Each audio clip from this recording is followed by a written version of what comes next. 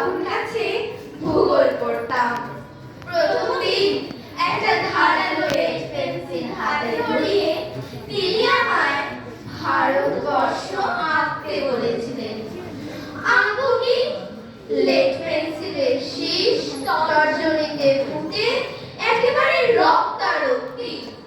সেই থেকে ভূগোলে আমার ভীষণ ভয়। আর ভয় মানচিত্রে।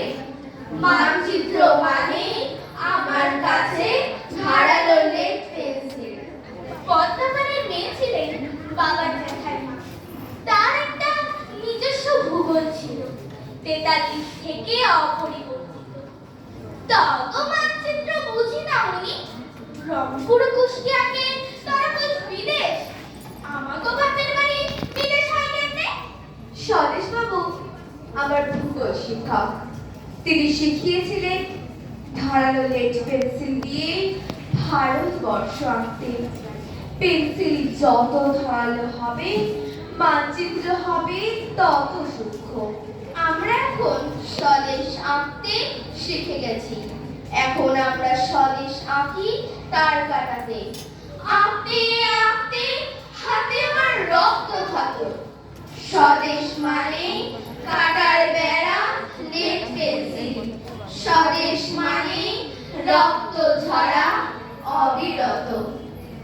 আবার আসিব ফিরে ধানসিঁড়িটির তীরে এই বাংলায়। হয়তো মানুষ নয়, হয়তো বা শঙ্খ চিল শালিখের বেশে, হয়তো ঘুড়ির কাক হয়ে এই কার্তিকের নবান্নে দেশে। কুয়াশার বুকে ভেসে একদিন আসিব এই কাঁঠাল ছায়ায়। হয়তো বা হাঁস হব কিশোরীর ঘুমুর রহিবে লাল পায়। সারাদিন কেটে যাবে কলমির গন্ধ ভরা জলে ভেসে ভেসে।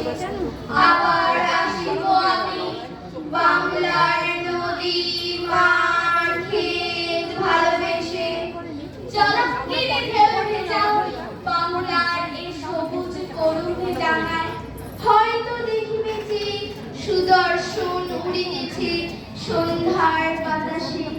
হয়তো শুনিবে এক লক্ষ্মী বেচা ডাকিতেছে শিমুলের ডালে। হয়তো খয়ের ধান ছড়াতেছে শিশু এক উঠানের ঘাসে রূপসার ঘোলা জলে। হয়তো কিশোর এক সাদা ছেঁড়া কলে দিনাবায় রাঙা মেঘ সাতরায় অন্ধকারে আসিতেছে তীরে। দেখিবে ধবল বক আমারই পাবে তুমি ইহাদের ফিরে। আমারই পাবে তুমি ইহাদের ফিরে।